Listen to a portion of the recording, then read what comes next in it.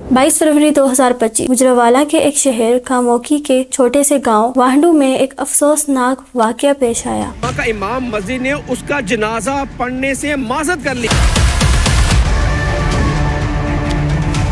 लोगों ने उसकी कब्र को जूतियां मारी हैं। मेरी बेटी इतनी भोली नाजुक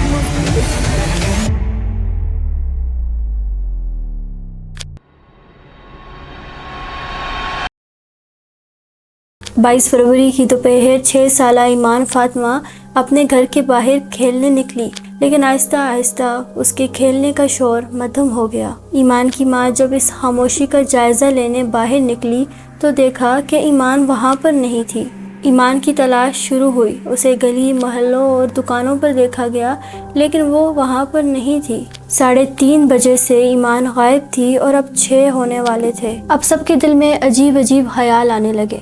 ईमान के वालिद अब्दुल शकूर को भी कॉल कर ईमान के गायब होने के बारे में बताया गया और वाहंडू थाना में FIR लिखवाई गई। अब रात हो चुकी थी और हर गुजरते पल के साथ उस माँ की तकलीफ और बेचैनी में इजाफा हो रहा था। सारा मोहल्ला इकट्ठा हो गया और सब अपने अपने शकूक को जाहिर करने लगे कि आखिर ईमान कहाँ हो सकती है। इसी दौरान मोहल्ले का एक शख्स हसन उर्फ चारा बार बार आकर पूछता रहा कि क्या ईमान मिली, क्या ईमान का कुछ पता चला। वो लड़का भी गलियों में फिर रहा है। अच्छा मिली कुड़ी लग गई।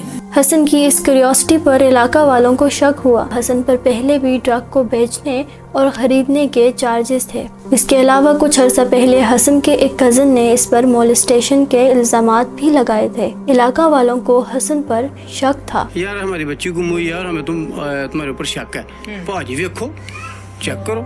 उसने देखा बेड वुड के नीचे 4 पहियों के पेटी के कोई चीज़ नहीं मिली है। इस दौरान और जो 3 बजे से लेके शाम तक उसकी वालदा जो है ना वो हमारे घर में आती रही है। नहीं मैंने लगता है तो कुड़ी किसी के हथे चढ़ गई, ठीक है, वो नहीं लभनी हुन।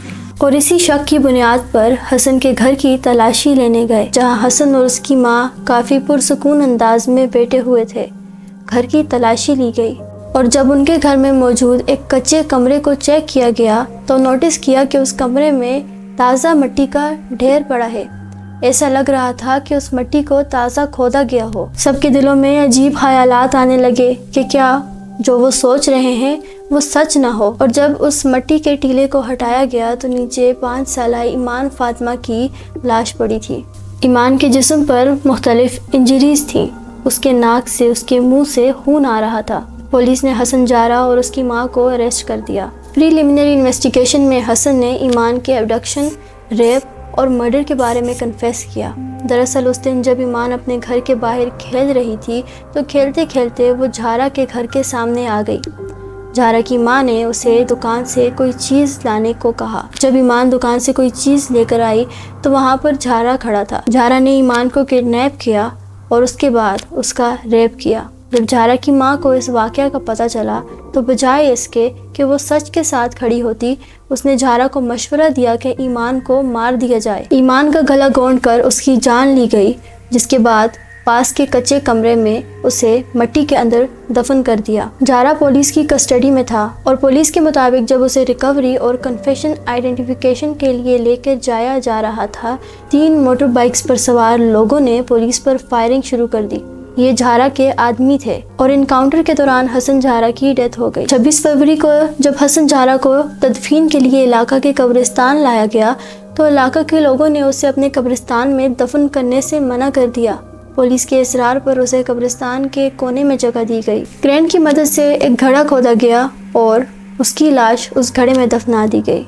फातिमा की हंसी, ख्वाब, मासूमियत और ज़िंदगी उस दरिंदे ने छीन ली। ऐसे शैतान हमारे बीच आम लोगों के रूप में छुपे होते हैं और एक मौका की तलाश में होते हैं। ना जाने रोज़ कितनी फातिमाएं इन वाक़यात से गुजरती होंगी, लेकिन हमारी सोसाइटी इतनी डिसेंसिटाइज हो चुकी है कि हम इन वाक़यात को एक कहानी समझकर भूल जाते हैं। आखिर में इतना ही कहूँगी कि अपना और अपने प्यारों का ख्याल करें और किसी पर भी अंधा एतमाद ना करें।